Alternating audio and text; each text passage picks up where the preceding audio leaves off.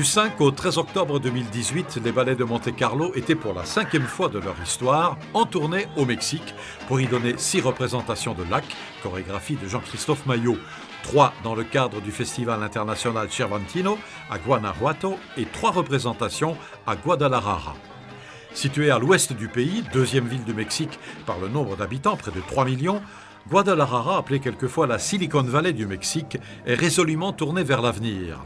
Elle développe dans le quartier Zapopan, au nord de la ville, un ambitieux projet culturel qui dépend de l'université de Guadalajara et qui regroupe une imposante bibliothèque, une agora des cinémas, un projet de musée des sciences environnementales et le Conjunto des Artes Escénicas, un théâtre qui possède 4 salles, dont la salle Placido Domingo. C'est dans cette salle, à l'architecture intérieure impressionnante et à l'acoustique exceptionnelle, que les ballets de Monte-Carlo ont été invités à donner 3 représentations de Lac de Jean-Christophe Maillot.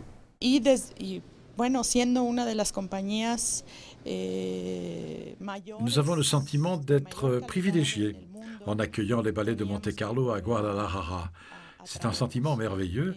Nous avons déjà eu le privilège de les recevoir, c'était il y a 14 années, au Théâtre d'Année. C'est une des compagnies majeures dans le monde que nous avons le plaisir de voir et d'accueillir. C'est formidable de les recevoir dans cette salle, beaucoup plus adaptée, où ils peuvent danser dans d'excellentes conditions.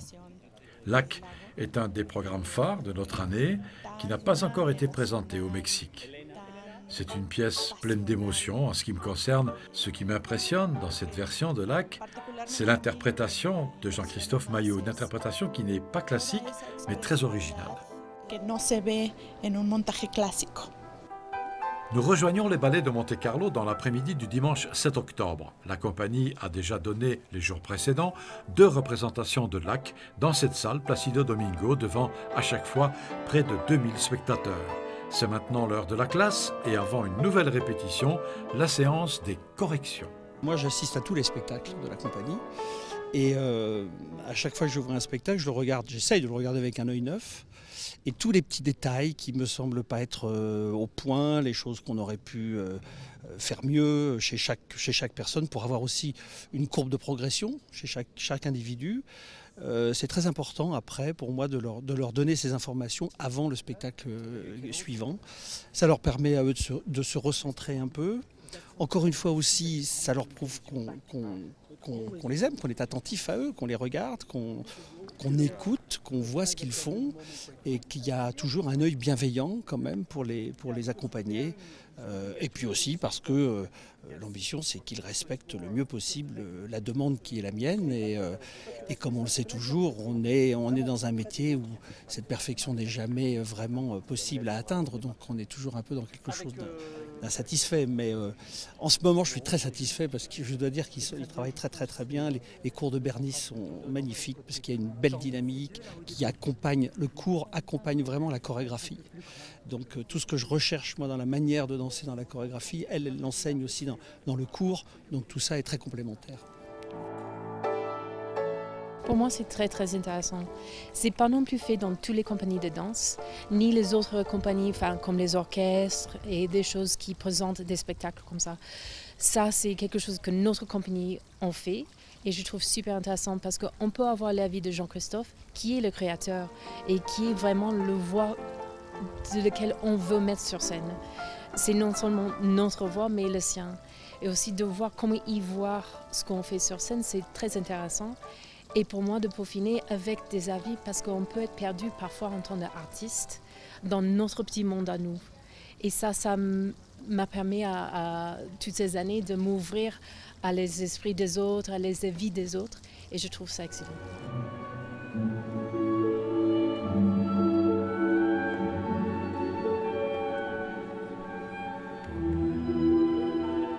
Dans Lac de Jean-Christophe Maillot, April Ball est le cygne noir, un rôle qu'elle a créé en 2011 et qu'elle a dansé 80 fois, peut-être plus.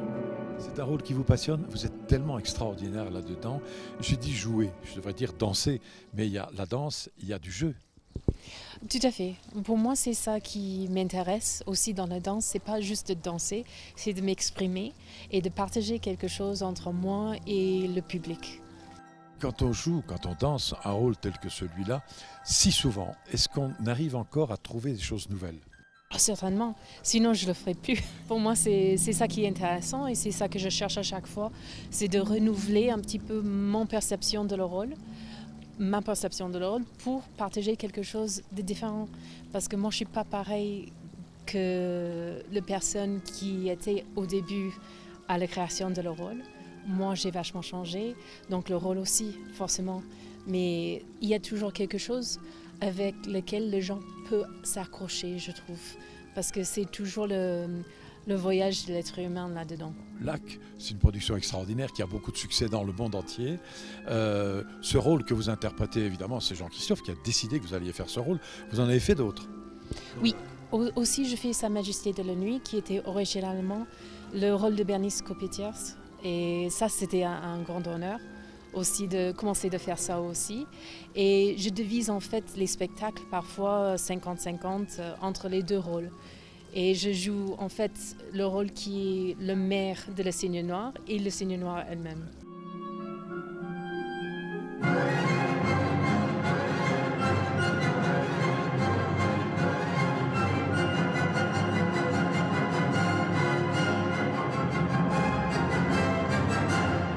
Personnage qui vous habite, est-ce que vous y pensez lorsque vous quittez la scène? Lorsque les spectateurs rentrent chez eux, ils ont plein d'images dans la tête, dans le cœur.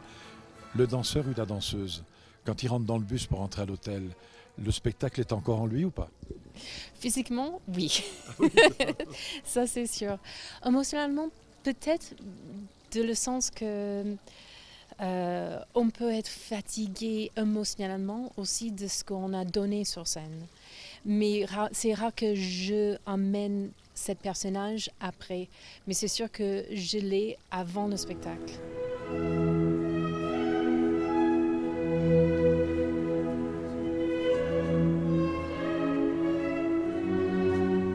Lors de la représentation de Lac le dimanche 7 octobre, Anna Blackwell incarne Sa Majesté la Nuit.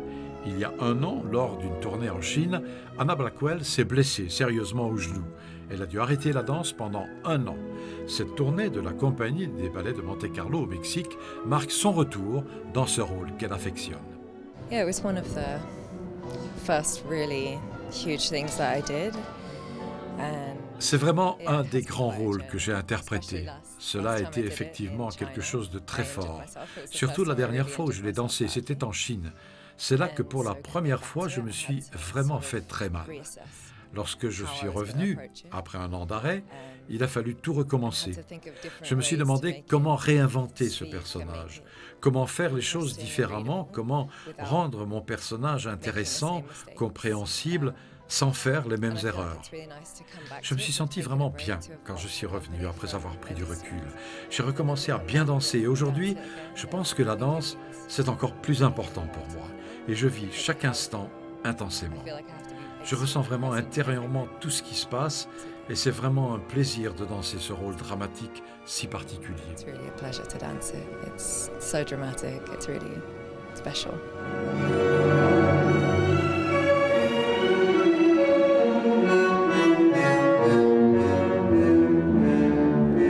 Pourquoi aimez-vous ce rôle? I think it's always really fun to be cruel. Je trouve que c'est génial de jouer les méchantes, car dans ce genre de rôle, on peut se donner à fond. Et c'est très intéressant parce que lorsqu'on est méchant, c'est toujours parce qu'il y a quelque chose, une histoire derrière cette méchanceté. Et c'est superbe de jouer avec ça. Pourquoi mon personnage est-il si méchant avec le roi, la reine et le prince? C'est passionnant de jouer avec les côtés vulnérables du personnage, qui est, par ailleurs, un personnage très noir, qui détruit tout, qui fait du mal à tout le monde, y compris à lui-même. Et puis vous savez, la musique et la chorégraphie aident à exprimer tout cela. Tout devient complètement chaotique.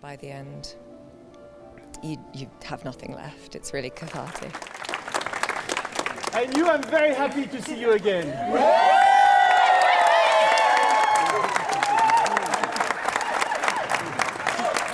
Lou,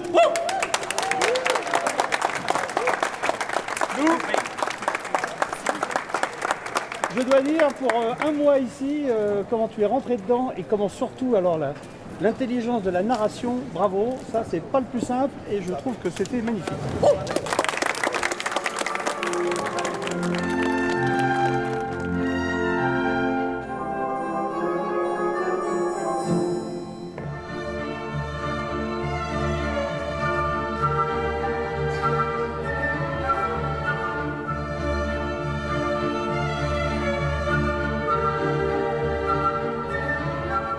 quel est votre état d'esprit lorsque vous sortez de scène après un tel succès, un triomphe? Pardon, j'y crois pas trop là, parce que je suis arrivée dans la compagnie il y a un mois seulement et donc j'ai appris pas mal de places différentes et voilà. Et la reine, j'étais pas sûre de le danser du tout, du tout. Donc je suis extrêmement heureuse et voilà, j'ai encore beaucoup de travail, mais je suis quand même très heureuse. Et ce ballet, vous l'aimez? Oui, j'adore. De le voir, déjà j'adorais, mais maintenant de le faire, j'aime de plus en plus parce que je remarque de plus en plus de détails, c'est magnifique, vraiment. Et la musicalité. Outre la Parisienne Noubain, deux autres jeunes artistes ont, il y a seulement quelques semaines, intégré la compagnie des ballets de Monte-Carlo, l'américaine Portia Soleil Adams et le Canadien Adam Rice. Adam Rice vient de Vancouver, il est en Europe depuis 10 ans et a travaillé à Zurich, Kiel et Magdebourg. Adam, qu'est-ce qui vous a donné envie de rejoindre les ballets de Monte-Carlo? The choreography, mostly. I've been looking to sort of do... C'est le style de chorégraphie qui m'a attiré. C'est du contemporain, mais avec une base classique. Et le style de Jean-Christophe rejoint tout à fait ce que j'aime danser, ce que je veux faire. Et je suis très heureux de danser avec cette compagnie. Very happy to be dancing that style with the company here. Portia Soleil Adams arrive des États-Unis, du Michigan très précisément. Depuis 3 ans en Europe, elle vient du Béjar Ballet Lausanne.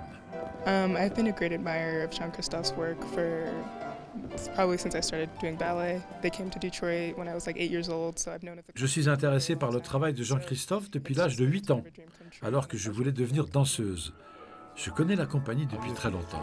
C'est un rêve, devenu réalité. Je me sens vraiment très bien. Tout le monde est vraiment très gentil. Il y a beaucoup d'humanité ici. Je sens que je suis la bienvenue et c'est très bien.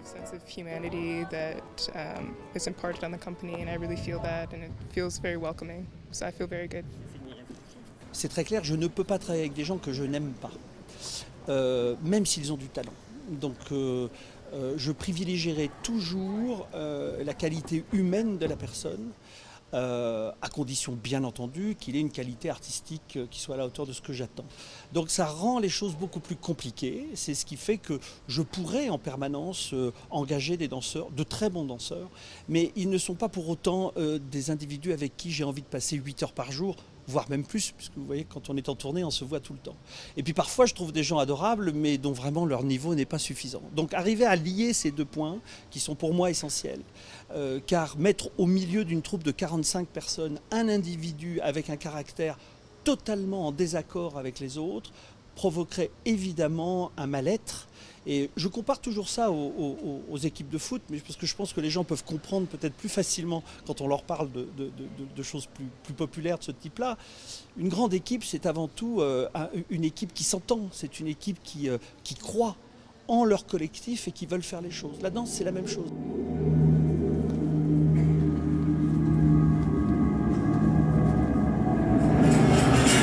Bernice Kopiters, vous avez créé le rôle de Sa Majesté la Nuit en 2011, lors de la première de Lac au Grimaldi Forum à Monaco. C'est un rôle que vous avez dansé souvent. Chaque représentation de Lac est précédée d'un petit film d'introduction où l'on vous voit dans ce rôle de Sa Majesté la Nuit. Lorsque vous revoyez ces images et que le rideau se lève sur les artistes qui aujourd'hui font partie de la nouvelle distribution de Lac, êtes-vous un peu nostalgique ? De la nostalgie, bon, la scène, elle va sûrement me manquer toute ma vie jusqu'à ma mort, je pense, parce que voilà, ce désir-là, il est toujours là. Mais par contre, le travail que j'ai avec les danseurs, surtout quand c'est sur des rôles qui ont été créés sur moi, est génial parce que ça me permet de continuer à travailler ces ballets-là de Jean-Christophe, ces rôles-là, et eux, ces nouveaux danseurs, ils ont des autres capacités que moi, et quelquefois il y a des pas où elles peuvent aller plus loin que moi.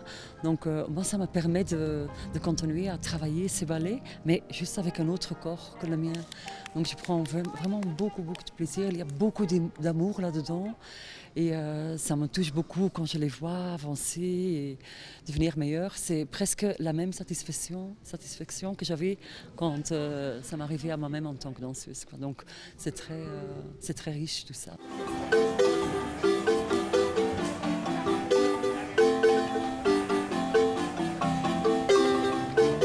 Après près de 15 heures d'avion, plusieurs heures de bus, 3 représentations de lac à Guadalajara, les danseurs et les danseuses de la compagnie des ballets de Monte-Carlo méritaient bien une journée de repos, de détente, un moment d'autant plus apprécié qu'il est plutôt rare lors des déplacements de la compagnie.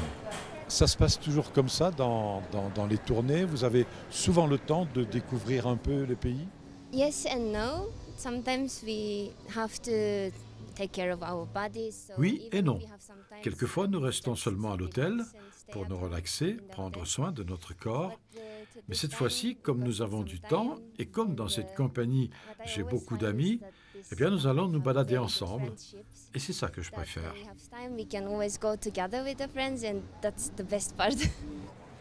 Situé à 300 km au nord-ouest de Mexico et à 3 heures de route de Guadalajara, Guanajuato, classé au patrimoine mondial de l'humanité par l'UNESCO, accueille depuis 46 ans le Festival international Cervantino, l'un des festivals artistiques parmi les plus importants au monde. Si certains danseurs ou danseuses ont choisi de découvrir la ville de Guanajuato, de faire du shopping, d'autres, comme Andrara Ballesteros et Alvaro Prieto, ont choisi de se détendre au bord de la piscine de l'hôtel Mission où sont logés les artistes de la compagnie. Alvaro et Andrara sont mariés et depuis peu parents d'un petit Altaïr.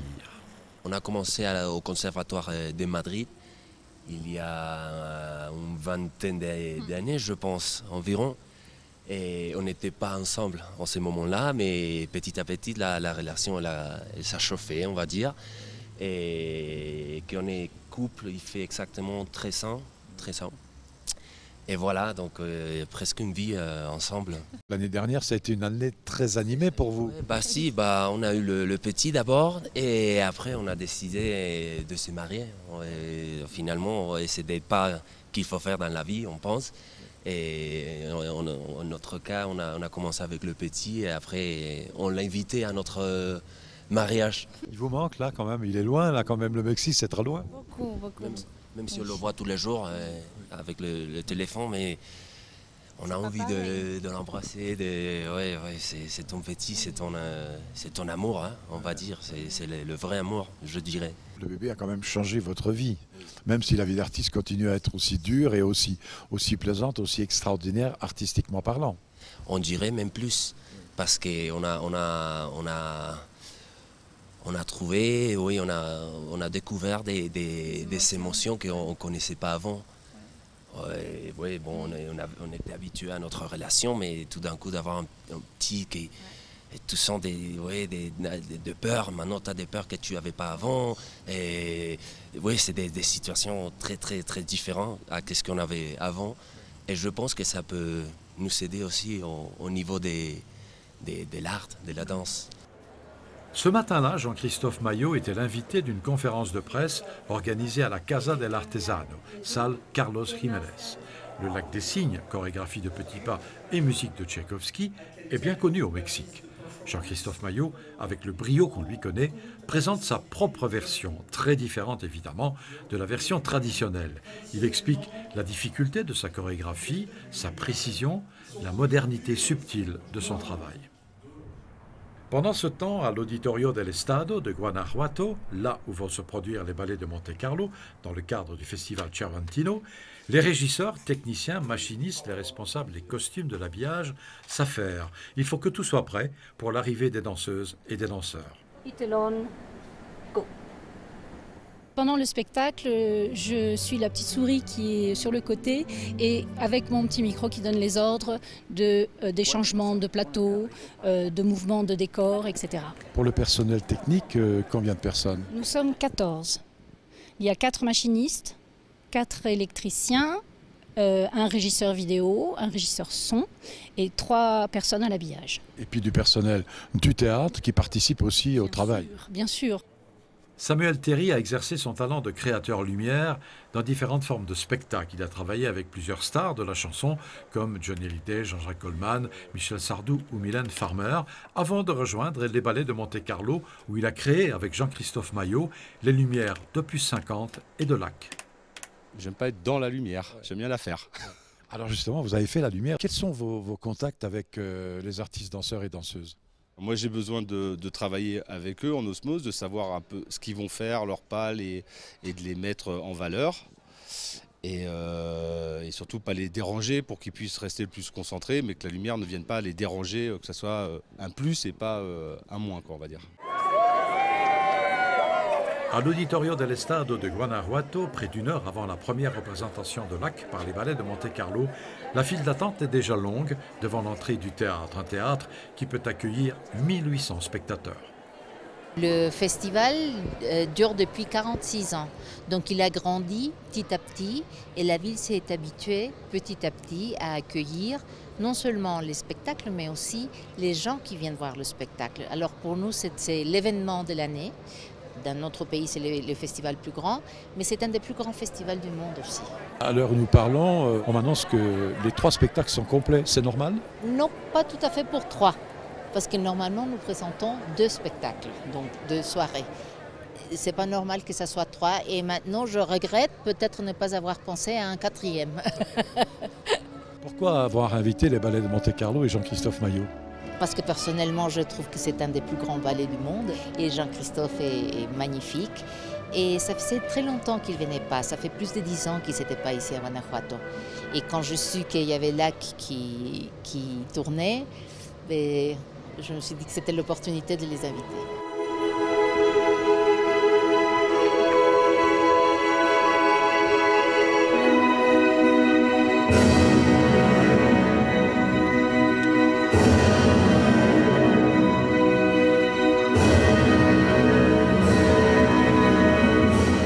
Du 5 au 13 octobre 2018, en tournée au Mexique, les ballets de Monte-Carlo ont donné 6 représentations de Lac de Jean-Christophe Maillot, 3 à Guadalajara et 3 à Guanajuato. Ils ont été applaudis, acclamés par plus de 10 000 spectateurs. Réjouissons-nous, je crois qu'au Mexique, il y a une vraie passion pour la culture, pour le spectacle vivant. Ils aiment vraiment ça. Et ils font très attention à faire des prix assez bas pour que les gens puissent accéder au spectacle, que ce ne soit pas réservé à une caste élitiste, mais que le peuple puisse réellement accéder aux propositions qui sont faites pendant le festival. Et ça, c'est une très bonne chose.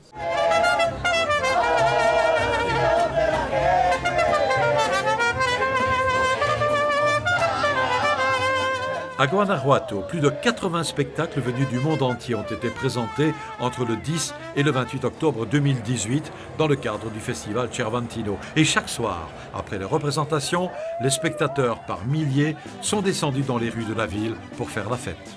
C'est une ville qui effectivement est très proche de... On pourrait la comparer à Avignon, je crois. C'est-à-dire que c'est vraiment une ville en état de festival qui, pendant 20 jours, est totalement envahie du public mexicain qui vient. On ne trouve plus une chambre d'hôtel, on ne trouve plus de restaurant. Vous avez pu le constater, il y a dans la rue un véritable état de festival. C'est très éclectique et je trouve très identifiable aussi à la particularité de ce pays. Jean-Christophe Maillot, les ballets de Monte-Carlo sont très souvent en tournée à travers le monde et vous êtes en permanence aux côtés de vos artistes danseuses et danseurs. Mais en tant que chorégraphe, est-ce que vous trouvez encore le temps d'imaginer d'autres ballets? Mon père me disait toujours, quand j'étais jeune, la création c'est comme un citron. Le jus que tu presses, il ne revient pas. Donc presse doucement. Alors c'est sûr que j'ai maintenant presque 60 ans, j'ai plus de 90 ballets à mon actif. Le citron, je l'ai déjà bien pressé. Donc je m'aperçois qu'en vieillissant, plus on vieillit, plus on prend son temps. C'est paradoxal, mais c'est une bonne chose. Hier encore, j'ai changé des choses dans la chorégraphie, dont je m'apercevais que ce n'était pas tout à fait ce que je voulais. Et petit à petit, j'ai l'impression que la pièce s'affine, la pièce se précise. Et pour les nouvelles, là je travaille beaucoup sur mon Coppelia en ce moment, j'ai bien le temps d'y réfléchir, j'ai bien le temps de le mûrir, parce que ça me demande plus d'efforts aujourd'hui que ça ne me le demandait avant, mais peut-être aussi parce que je m'impose d'être beaucoup plus exigeant avec moi-même au niveau du travail de création que je ne l'étais avant aussi.